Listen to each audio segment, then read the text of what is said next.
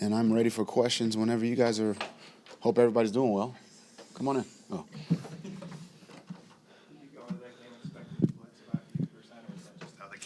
It really how the game went. Really kind of wanted,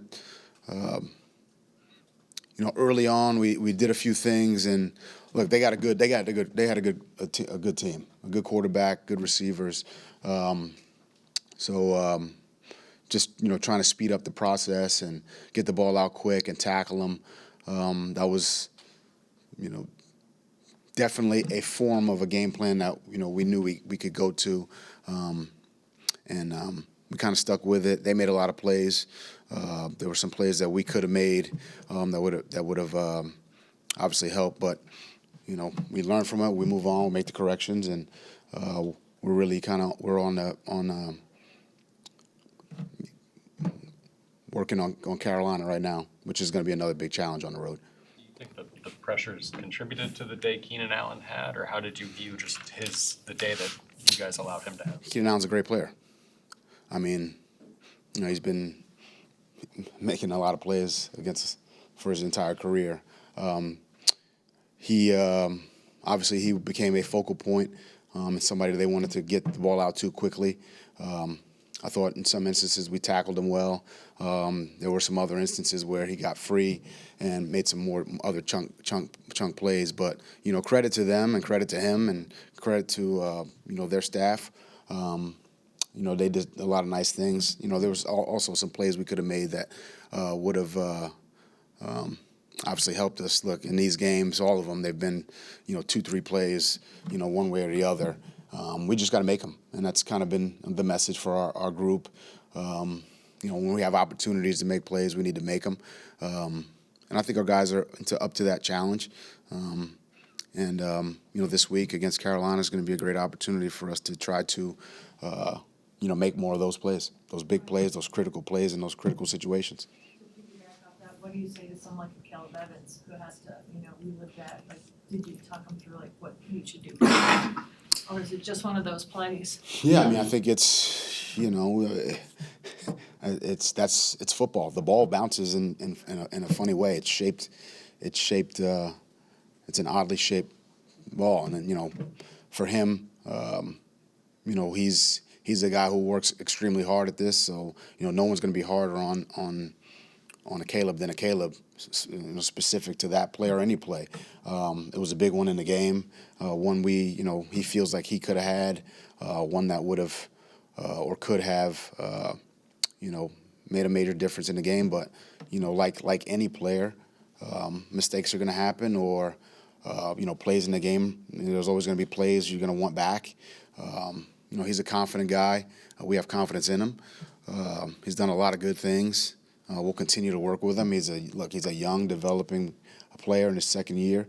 He'll learn from it, and I think he'll make that play the next time. Ryan, whenever he is available to go, how much will Marcus Davenport just change what this defense is able to do? I mean, obviously, I thought Marcus had a really good offseason training camp, did a lot of great things. He brings a element of, size, speed, physicality that, would help any team. Obviously, he would help us. I'm hopeful. Sounds like, we may get him back, on a limited basis today, and then we'll see how it goes. But yeah, he would bring an element that, we need of just, pass rush and physicality in the run game and things of that nature. And, when we get him back, nobody will be happier than me. And but the group we've got going, these guys are, we're working. They're working. I'm excited about this week and this challenge against with Carolina. Between I'm not sure if it's Bryce Young or Andy Dalton. Sounds like it could be Bryce Young, who I think is a really good young quarterback, and has real good poise for a guy that's young.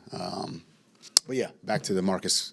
Kind of went off on a tangent there, but back to you can see where my mind is. Back to Marcus. When we get him, I'll be excited, and he'll certainly help us. Do you think the things he does well, Like, are you guys lacking the things that he does to the best of his abilities? Like, Yeah, I mean, he would help us. Like I said, I mean, he can rush. He plays physical in the run game. He's a guy you can move around and match him up on certain, linemen. And specifically in the pass game that could create some opportunities, one-on-one opportunities, we could use that certainly. When a team is getting the ball out as quickly as LA was this past weekend against that type of plan, like how difficult is it to adapt to that quickly in real time? I think a lot of it depends on the situation. Do you want it out quick? Or do you want them to stand back there and have time to, maybe push the ball a little bit more downfield? So in real time, as a staff, we're making adjustments. Some things are going well, some things aren't. Some situations, we're in position to make some, didn't make them. I think that's the beauty of coaching. You get to do it in real time. And then obviously you evaluate it at the end and say, was that the right thing to do? Last week we felt like, that we were playing a good quarterback and we wanted to speed up his process. We had some opportunities to make some plays. We didn't make them. Credit to them. They made them.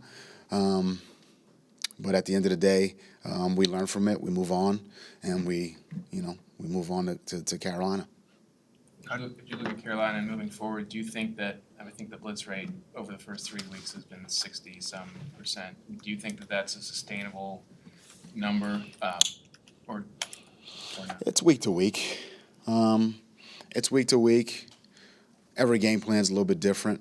I think each one of the game plans, these first 3 weeks have been different. I think our guys have adapted to each game plan. And as we continue to build as a defense, there'll be elements of the first 3 weeks, moving forward, and some other elements. There's some other things that I think we need to look at defensively that we'll implement as well. But yeah, I mean it's look I think it's important to apply pressure. There's certainly different ways to do that. And we'll continue to explore different pressure packages. I think our guys, they're adaptable, they're flexible, they're willing to adjust. And again, every game plan is a little bit different. Do you think you guys have enough capacity to win enough one-on-ones to mitigate, if that's what you're referring to down the line, in terms of what you do? Yeah, we got guys who can win one-on-ones, certainly. Whether it's, Daniil or Ivan Pace or Marcus or Woe, or Pat. I think we have guys who can win one-on-ones. We got to do it more consistently. And I think, as we continue to build and find out what everybody does best, we'll try to, we'll put those guys in those positions, in those matchups, to win those as consistently as we can. And I think our guys, there's certainly a sense of urgency to win those one-on-ones, but really collectively to just play better team defense. I think a play here or there, in those critical moments, that's whether it's the 4th and 1 on at the end of the half, or even Caleb's play, 1 or 2 plays here or there, and we're feeling a little bit better. Nobody feels great right now where we sit, and we all just have to do a little bit more. What have you seen in the way that KO has just handled and probably led during starting the season 0-3? I think he's been great. I think he's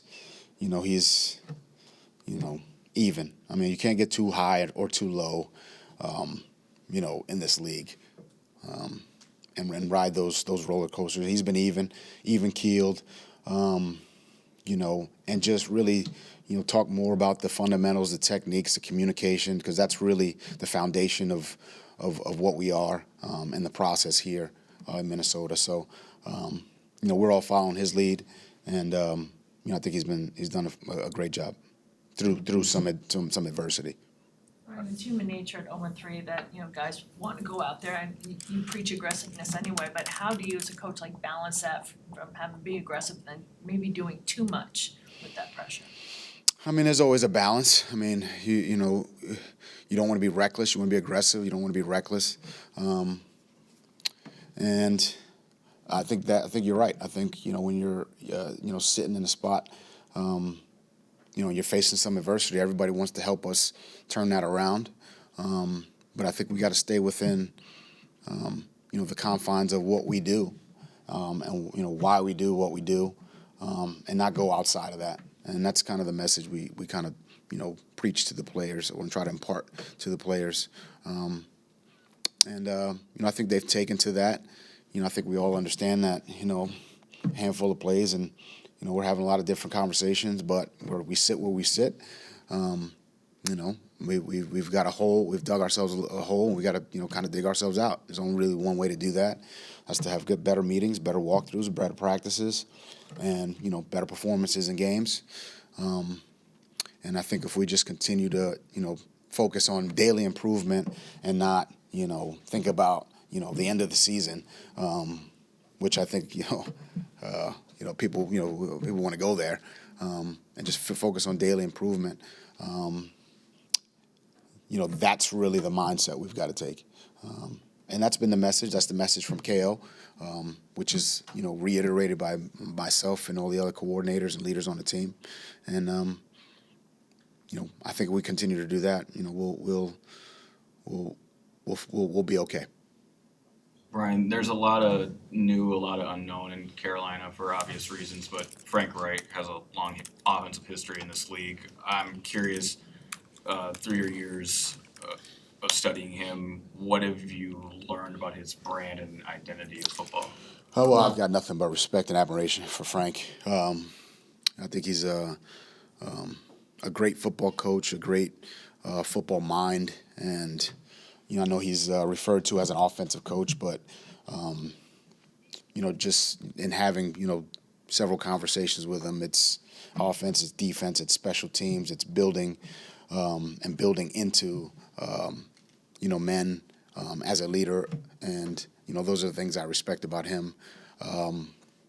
But his brand of football is it's tough, it's physical, it's smart, it's disciplined. His teams are always that,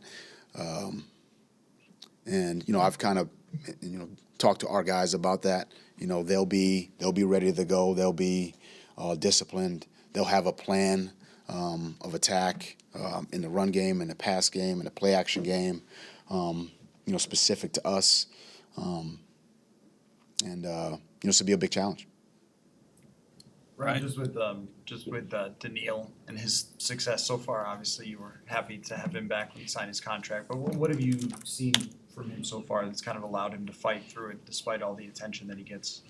It's his work ethic. He's relentless about just, his work ethic, and I'm not talking about in the game. I'm talking about just the way he goes about practice. Footwork, hand placement, drills, and you kind of see it come to life in games. All of that work. He sees the fruits of that labor, in games. So that's really been the most impressive thing. Even more than just his physical talent. I think it's there's a lot of guys who are physically talented. Not everyone puts the work in the way he does to get everything out of his physical talent. So that, to me, has been the most impressive thing about him. Brian, Jonathan Bullard has bounced around a little bit, but seems to be fitting in nicely here. What has he kind of provided you on the D-line? Yeah, Bull, he's, when I think about him, I just think, strength at the point of attack, leadership, a guy who just wants, and he leads by excelling in his role. He's not flashy. He's not,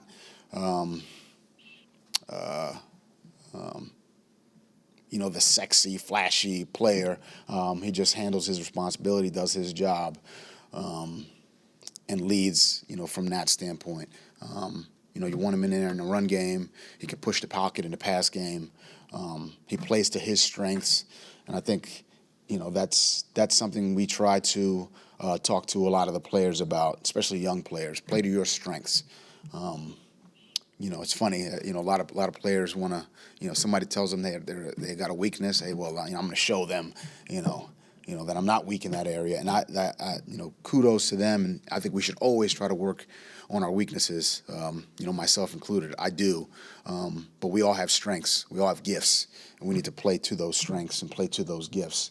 And Bull does that. Certainly does that. So yeah, got a lot of respect and admiration for him, and we'll continue to build with him and his role on this team. Thanks, everyone. Thank you guys. Thanks, Brian. Sorry again.